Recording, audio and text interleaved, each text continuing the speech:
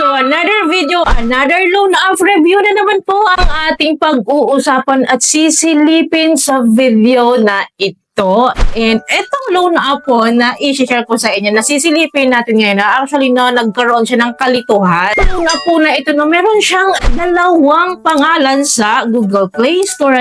So nalilito yung iba kung saan ba talaga yung ida-download natin. Which is ang tinutukoy ko nga po is si Credit Cash. Yes, napaka-familiar na nito sa inyo. Some of you is meron na nito and some of you din naman hindi aware dito kasi nga po nagkaroon sila ng kalituhan. One is that the color green and then the other one is the color orange po. Magkaiba rin po kasi sila talaga rin. Ito po yung humahawak po sa kanilang lending corporation po kasi itong si color green po, humahawak po sa kanya ay si Hi-Fin Lending Inc. Well, si color orange po na Credit Cash po is under po siya ni Microdot Lending Corporation. So magkaiba po yung management na mahawak sa kanila. For now po ang sisilipin lang po muna natin kasi hahaba yung video natin kung dalawa sila. For now po, ang sisilipin muna natin sa video nito is itong Credit Cash online loan app na under ni Hi-Fin Lending Incorporation. Color green po yung logo niya. Ito muna yung himay-himay natin. Titingnan natin paano mag-apply dito. Ano nga ba ang kalakaran ni Credit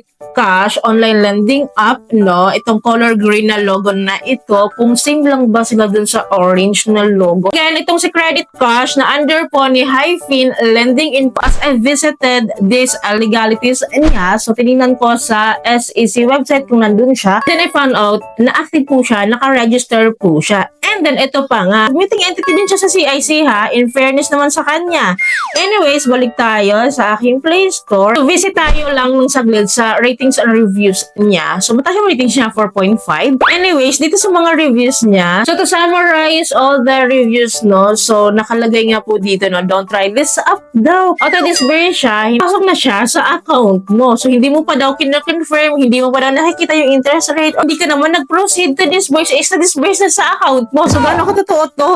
So, ayan ang daming mga 1 star lang. So, meron din naman mga 5 stars, pero usually talaga, mga bad reviews siya. Bago nyo siya i-try, so of course, tayo muna ang susubok dito. Titingnan ko kung gaano ba talaga katotoo yung chika dito, yung mga pangit na reviews dito sa Credit Cash. Anyways, install na natin ito and then open natin yung app. To permit this, we need to agree this privacy policy and loan agreement niya para makapag-proceed tayo. So, i-confirm lang natin ito. Then, we need to enter here our mobile phone number as usual to get the OTPs and then after that, continue lang po tayo. We need to create a password here. So, after that, pwede pala siyang i-skip po. So, pwede siyang i-skip yung password. So, ka-secured yung ganun, di ba?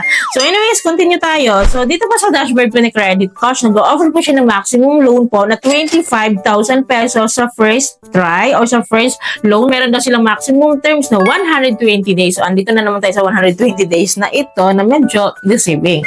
So, anyway, so i-click lang po natin itong agad-agad itong get money para matry natin. Matingnan na natin. We need to provide our information here na required po nila like educational level, marital status, job type, monthly income, payroll period, province, city, address, email, tsaka Facebook account. Ito tayo sa Facebook account. Dito talaga tayo naliligwak or dito talaga naliligwak yung mga kapag nahihingi sila ng Facebook account. Account talaga yung hinihingi, guys. So, anyways, we can put the NA na lang, So, not applicable. I think pwede yun. Basta malagyan lang siya. So, kayo na bahala dyan, Para kapag-proceed lang po tayo sa next step. So, after po natin na-fill upan yung information po na kailangan po nila dito, so next po tayo. So, sa next step po is the contact reference or the character reference na kailangan po nila. So, nangangailangan po sila ng 3 reference contacts po dito, So, fill upan lang po natin yan. And then, after that po, click lang po natin itong next. And then, sa next step is the ID information na. So, here po, we need to take a photo of the ID card. And then, we need to take a photo din po holding the ID card. So, by the way, ito nga po pala yung mga ID type po na nare-record nila. Meron silang mga recommended types of ID. Meron din po silang mga IDs if ever wala tayo dito sa mga recommended ID type. So, pipili lang po tayo dyan ng isa. And then, next tayo. Here po, we need to provide our withdrawal info here through e-wallets ba or through online bank. So, usually, Gcash talaga yung ini-input ko. Pero since kasi yung mobile number na in-enter ko dito is hindi siya Gcash account, so hindi ko siya mapapalitan. Hindi siya ni-edit dito unless palitan ko yung mobile number na in-input ko dito. So, siguro sa online bank na lang ako pupunta. Ito nga pala yung mga banks po na pwede. So, pipili lang tayo ng isa. So, then, after that po, no, is the facial recognition po. So, while doing the self-recognition, so we need to allow this one. And then after that po, no, ito na yung last part. So, nakalagay agad-agad dahil. Nakalagay po dito, no, urgent VIP route reviewing na. So, ano to? Wala nang next step? Ito na yun? Wala na tayong pagpipilian? Wala nang loan amount? Wala nang disbursement? Ano ba to? Nakugulan ako, dahil. So, nakalagay po dito, no, SMS final notification. Then, after nitong chain na ito, bababa ito to get money. So, kapag ganito, nade-disburse na, ito na ba yung sinasabi niyo? Medyo kinakabahan ako dito, ha? Kasi baka, naku, hindi ko alam kung magkano yung amount na mapapasok. Di ba, magkano yung kanilang loan offer? Kasi wala eh. Wala siyang ganun. Nakalagay dito, no, please be patient for a second. Final result will be sent to your phone immediately later on.